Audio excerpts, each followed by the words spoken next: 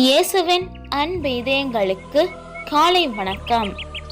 இந்த நாள் உங்களுக்கு ஆசீர்வாதமாக அமைய வாழ்த்துக்கள்.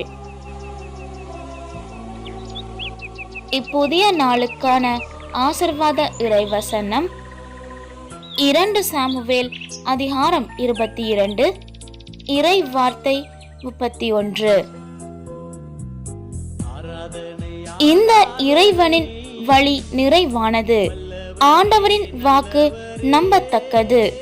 அவரிடம் அடைக்கலம் புகும் அனைவருக்கும் அவரே கேடயமாய் இருக்கின்றார்.